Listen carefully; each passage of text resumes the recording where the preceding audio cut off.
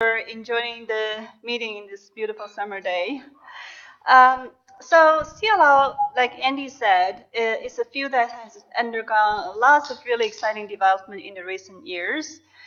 In particular, the oral kinase inhibitors are becoming more and more common in use in not only just relapse CLL, but also in the frontline setting.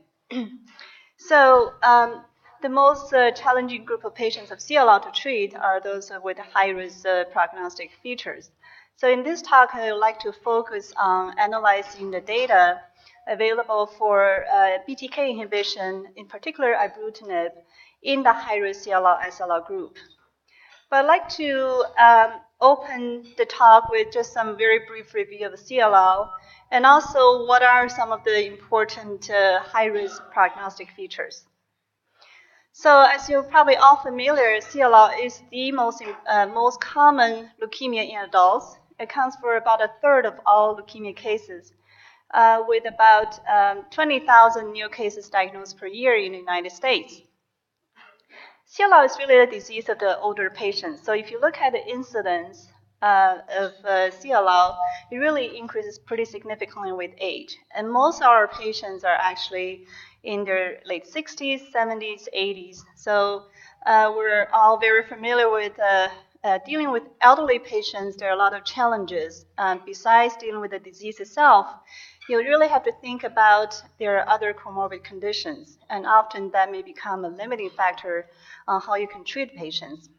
So in the era of the conventional immunochemotherapy, many patients may not either be candidate for standard immunochemotherapy, or they may have to use reduced intensity immunochemotherapy. So, and therefore those treatments may actually have limited activity among most of the CLL patients.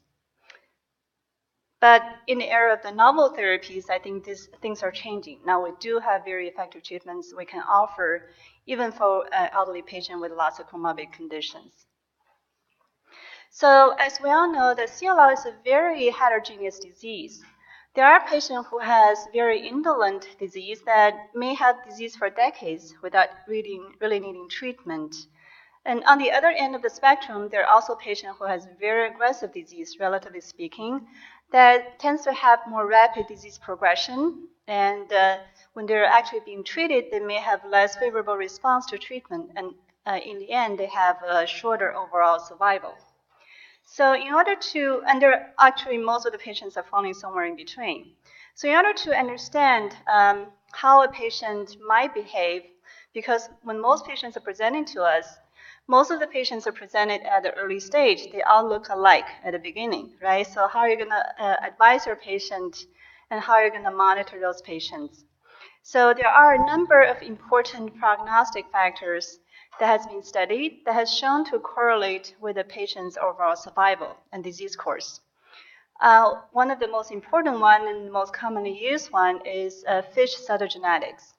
So you can do this simply in the peripheral blood by doing a FISH CLL panel, which include a number of probes that detecting some of the most commonly occurring cytogenetic genetic abnormalities in CLL patients. So as you can see that there's a number of them with kind of a hierarchical order in the order of unfavorable to favorable. The most favorable and the most common one is the 13q deletion, and those patients tend to have a relatively indolent course of disease and also favorable response to treatment.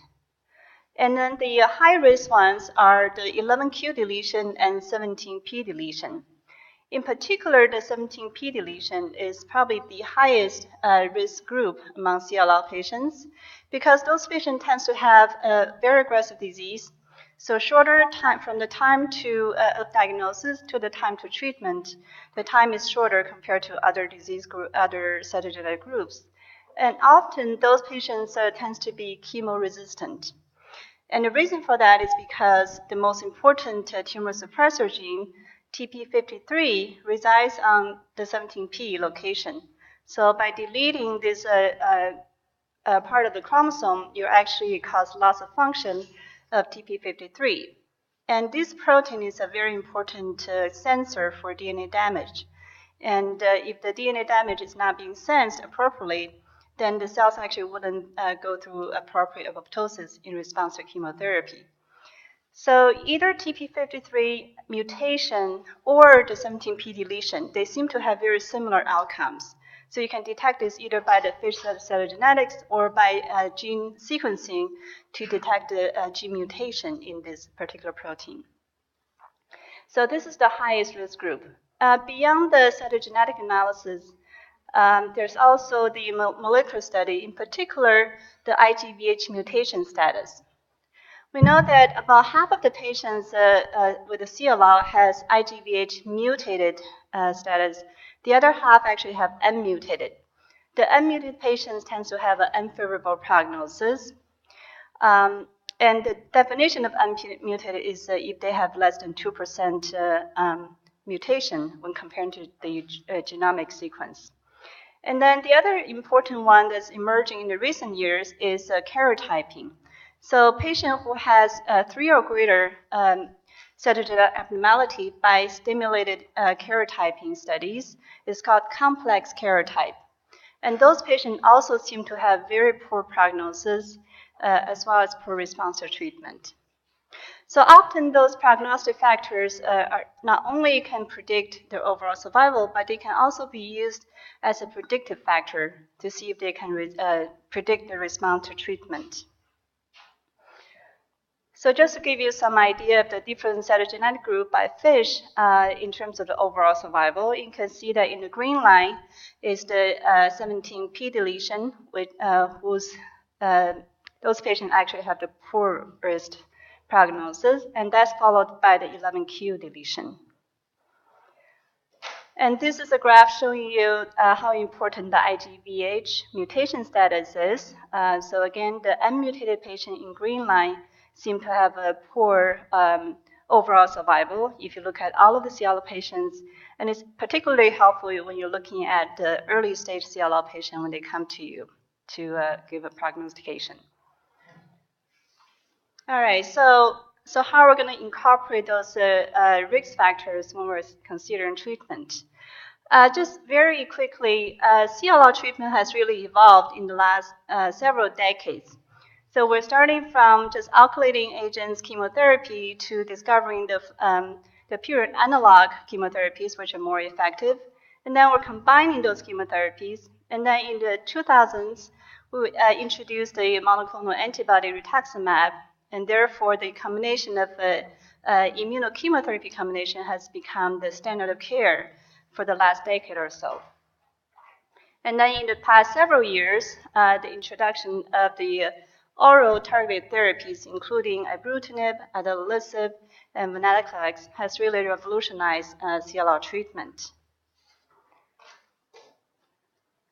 So if you look at the historical data of how important the prognostic factor is in correlating with the treatment response to conventional treatment, let's review 2 important large phase 3 randomized clinical trials. So both are conducted by the CLL German study group, which the first one is called CLL8, which compared FCR with the chemotherapy alone FC. So this is the study that established immunochemotherapy actually is becoming the standard of care that's superior over chemotherapy alone. So in this study, you can see that when we're looking at progression-free survival and overall survival by the cytogenetic, the IGVH mutation status. So overall, you can see that the mutated IGVH patients tend to do better in general than the unmutated IGVH, both in terms of PFS and OS. And also, regardless of the mutated or unmutated, they both seem to benefit from the addition of rituximab to FC. So you can see clearly that the mutation status really helped to further stratify the overall survival based on therapy and based on the mutation status. So clearly, IGVH mutation status is not only a prognostic factor, but it's also a predictive factor. So this is the cytogenetics by fish. the influence of that in terms of the progression-free survival. So you can see that most of the patients are doing fairly well, most of the cytogenetic group. The one group that really stand out is the 17p deletion. So the progression-free survival is dramatically worse compared to the rest of the group. And this group of patients, despite FCR being so effective in the rest of the CLL, but for 17p deletion CLL, it's really not ideal. So those patients, either they don't have very good response, or even if they had a response, the response tends to be very short-lasted, and they tend to progress. And as I explained, the reason for that is because the lack of TP53 function is explaining the chemo insensitivity.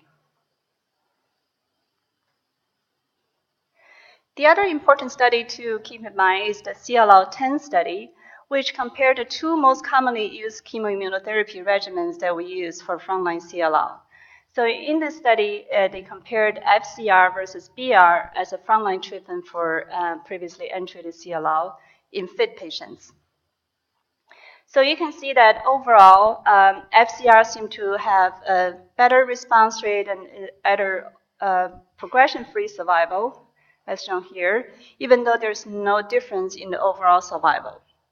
Although if you look at the side effect profile, which I didn't include here, FCR definitely has higher rate of toxicity. So this is really kind of a risk and benefit discussion with you and then patients to see if the patient is young and fit enough to tolerate a higher toxic regimen in order to achieve the longer progression-free survival.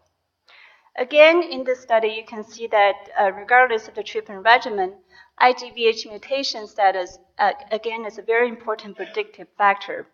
So the IGVH mutated patients tend to do better compared to the unmutated patients, regardless of which treatment you're getting.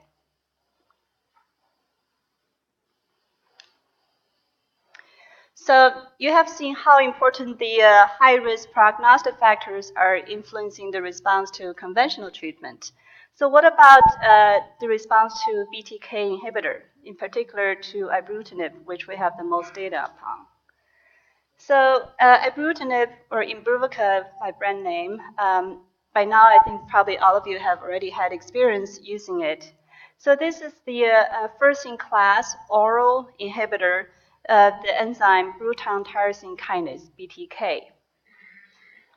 BTK stands as a very important tyrosine kinase in the B-cell receptor signaling pathway.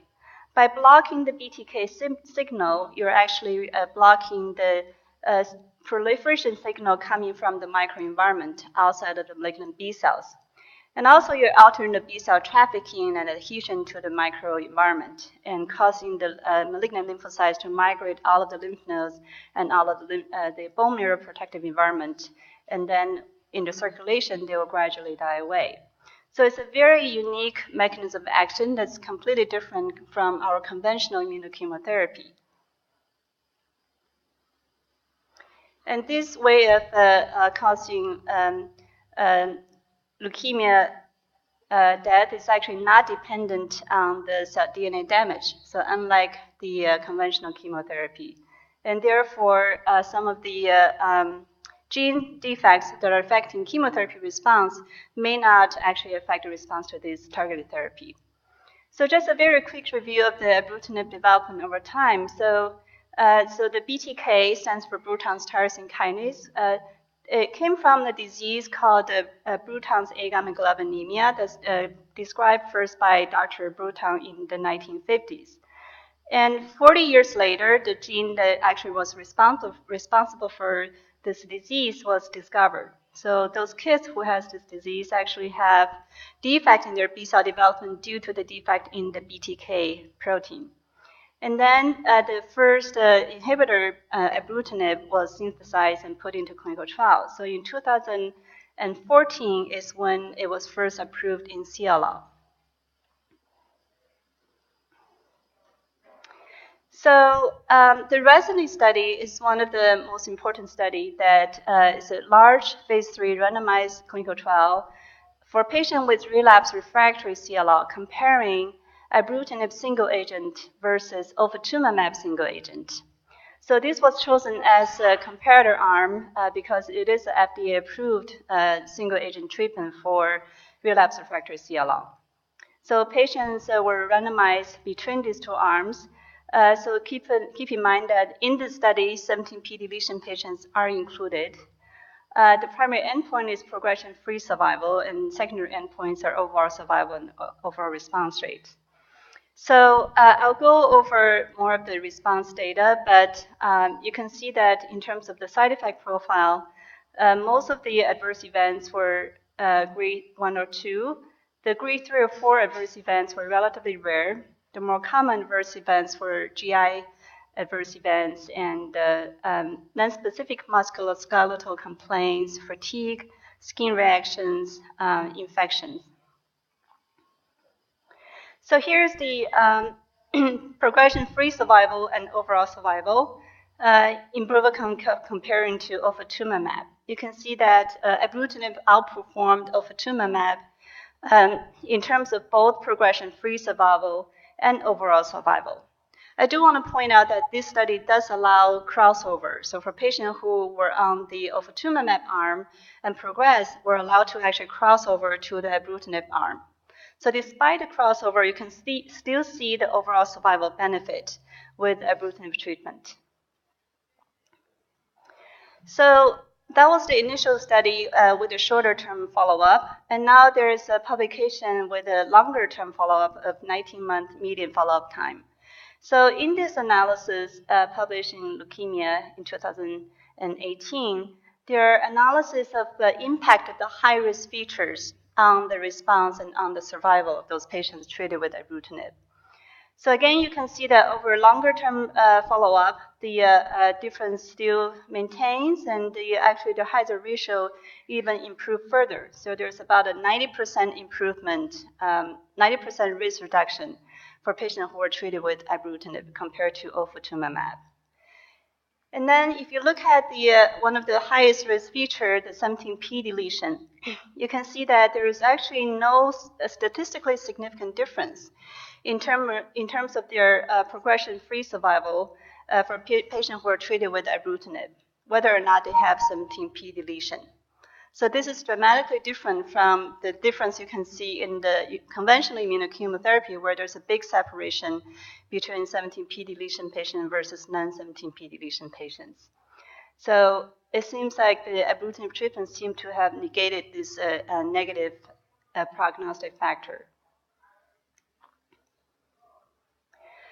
Interestingly, this study also looked at, remember I talked about there are two ways of inactivating the TP53 protein.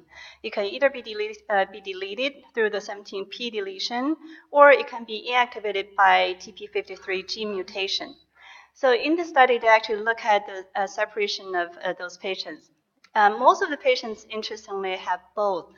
So if you have a 17p deletion, if you then sequence, the other allele, in 90% of the chance, is actually the other allele is also mutated. But there are also patients who either only have 17p deletion or TP53 mutation. So here they looked at whether patients have either 17p deletion and or TP53 mutation, or if they have neither. There seemed to be a little trend of separation, although it did not reach the statistical significance in terms of progression-free survival. And then they separated group that to have neither of those changes, or one of the two changes, or the group of patients who had both of those changes. And the only group that made a difference, a statistical difference, is this group compared to the neither. So if a patient for the group of patients who has both 17p deletion and TP53 mutation, they seem to have a worse progression-free survival compared to patients who had neither of those. So that's the only one that made a difference.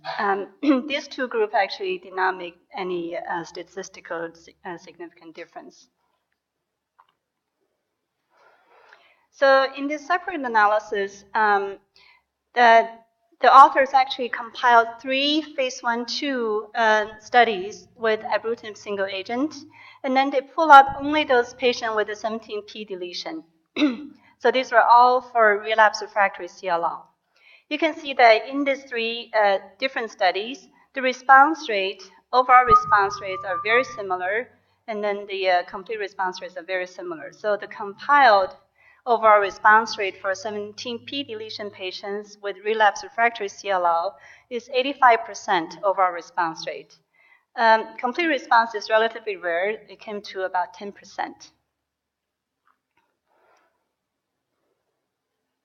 So in this analysis, not only did it look at the 17p deletion, but it also incorporated the complex karyotype. And so here, if you look at the progression-free survival, for patient with deletion 17p without the complex karyotype, it seemed to do better compared to those patients who had both of those adverse features. Actually, many of the patients with complex karyotype actually had 17p deletion because those are the patients that tends to accumulate more genetic changes. So adding the complex karyotype seemed to make things definitely worse for both progression-free survival and for overall survival.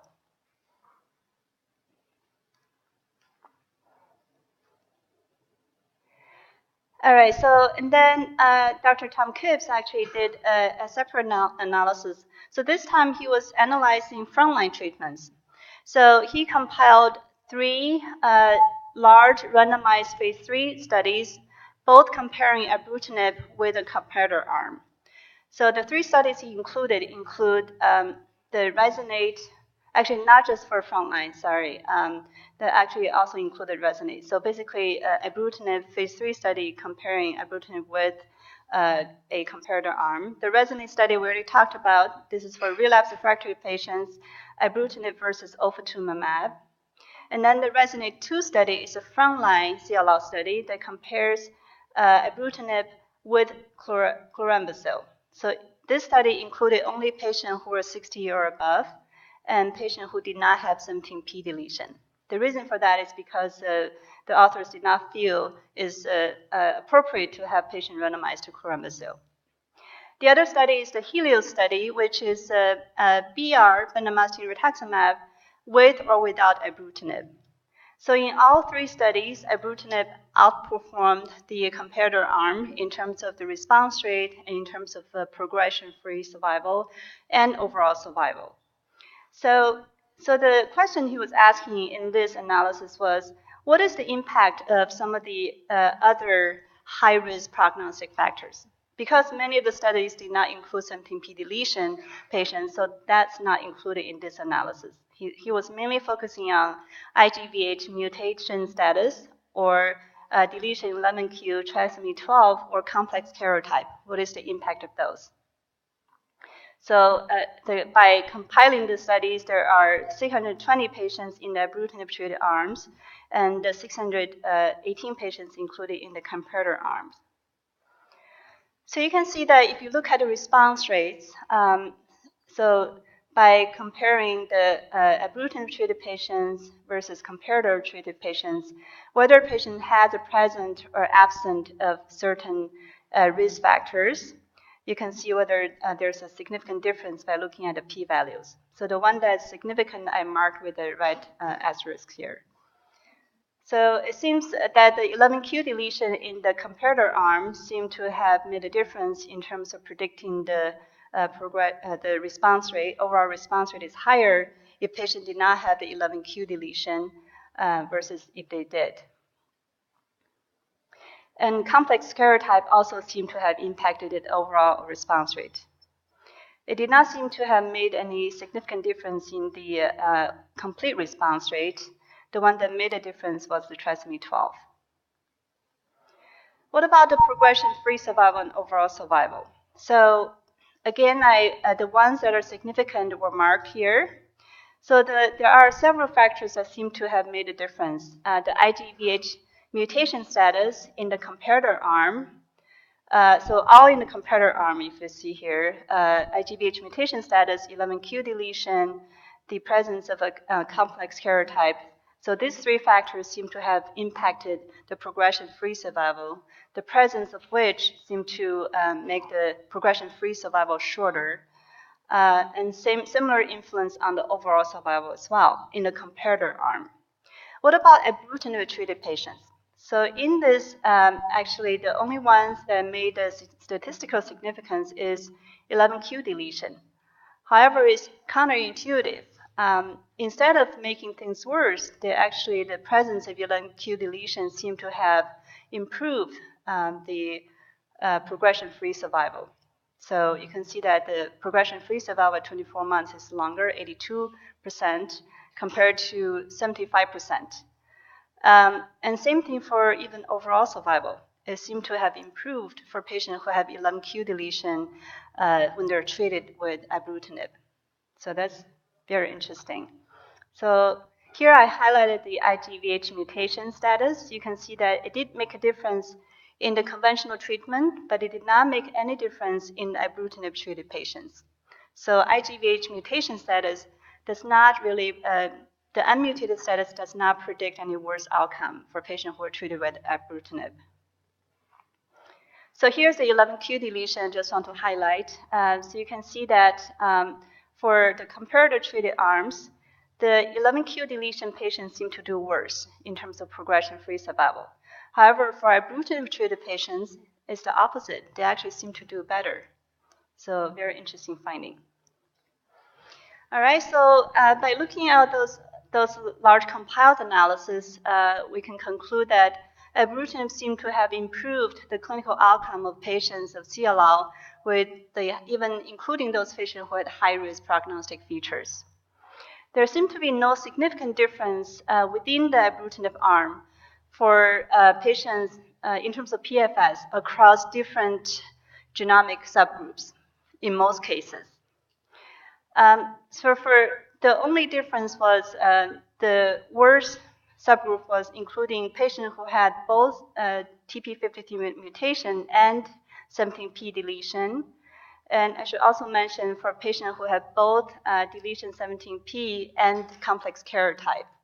So if you have combination of those two very high risk features, it does seem to make the prognosis worse.